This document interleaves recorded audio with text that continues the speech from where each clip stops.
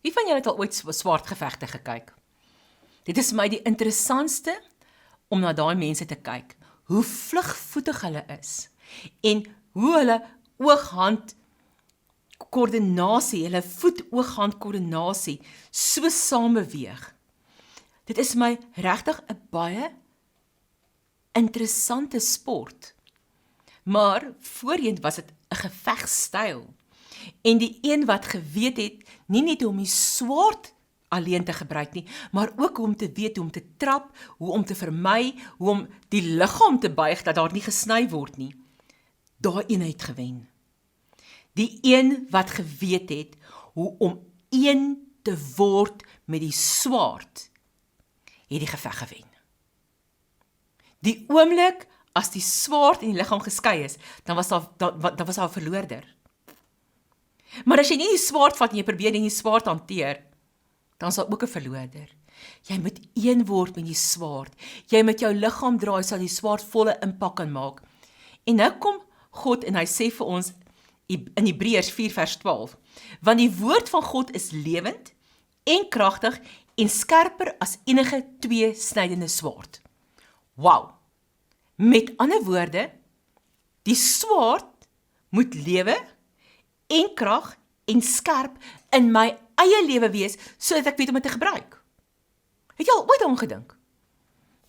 Nou, die woord tweesnydend, die Griekse oorspronklike woord beteken, en ek gaan die Engelse terme hier gebruik, beteken two-mouthed word.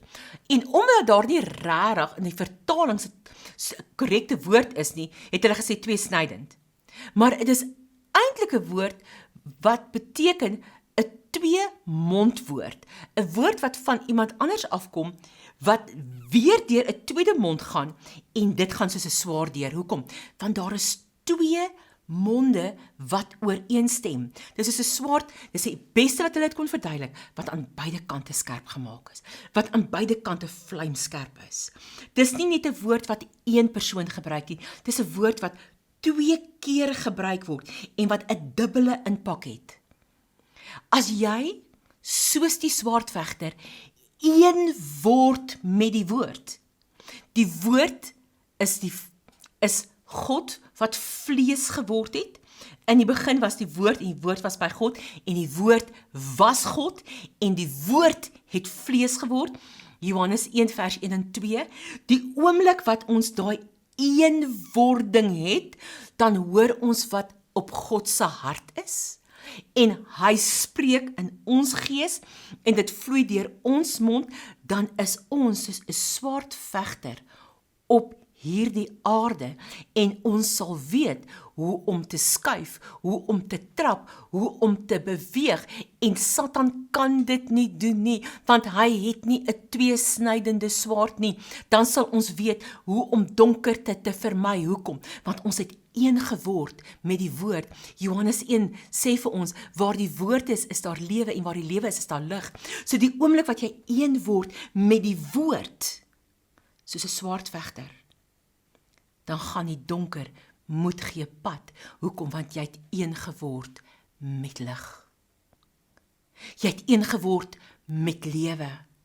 En dan is dit lig en lewe wat deur hierdie swaard vloei en geen donkerte kan staan waar daar lig en lewe is nie. Ons het nie vandag oorwinning nie, want ons stap nie soos die swaardvegter in lig en lewe nie. Ons stap met die swaard en ons wil hom ekstern gebruik, maar ons het nie die woord deel van ons wese gemaak nie. Die oomblik wat die woord deel van ons wese is, wanneer ons soos daai swaardvegter weet hoe om saam met die swaard te beweeg en saam met die swaard aksie te neem, het ons oorwinning, want die swaard, die woord van God, kan nooit faal nie. Maar omdat ons die woord as 'n swaard net in ons hand wil gebruik en nie een word daarmee nie, word ons gereeld oorwin en trap ons in die strikke van duisternis. Voor jy enige woord quoteer, maak seker daardie woord is deel van jou wese. Maak seker daardie woord is lewe en lig binne in jou, sodat jy soos 'n swaardvegter presies kan weet hoe om daai swaard te gebruik. Want daardie swaard word dan vir jou lewe, hy word dan vir jou krag, dan is hy skerp. Hoekom? Want hy vloei vanuit jou uit. Andersins word daardie skerpte teen jou gebruik. So vandag wil ek bevestig, die woord van God het lewend geword. Die woord van God is lewe en lig. Die woord van God is 'n tweesnydende swaard, 'n two-mouthed sword. Met ander woorde, hy kom uit. Johannes op die eiland van Patmos sien Jesus in Openbaring 1 en toe hy omkyk, toe sien hy waar die tweesnydende swaard uit Jesus se mond uitkom, want Jesus het net gedoen wat hy die Vader sien doen. En as ons so in verhouding stap, dan kom daai tweesnydende swaard uit ons mond uit. En omdat dit 'n deel van ons lewe is dit 'n swaard met vuur en geen donkerte kan daarteer staan nie. Sukkel jy met omstandighede? Vra vir die Here, wat is sy woord? Wat is sy swaard? En wat doen ons? Ons word een met daardie swaard. Ons word een met daardie woord. En as ons hom dan gebruik, penetreer ons die donkerte en daar's oorwinning. Swaardvegter, hou aan oefen. Swaardvegter, raak lig op jou voete. Swaardvegter, raak fiks in die woord wat deel word van jou. Liewer een teksvers wat deel is van my, as wat ek die hele Bybel lees en nie verstaan nie. Ek het een swaard, en as hy in my hart is, het ek die oorwinning. Swaardvegter, word fiks. Swaardvegter, raak gefokus. Swaardvegter, raak een met jou swaard, en jou oorwinning is jou porsie. Ek seën jou vandag daarmee, in Jesus naam. Shalom.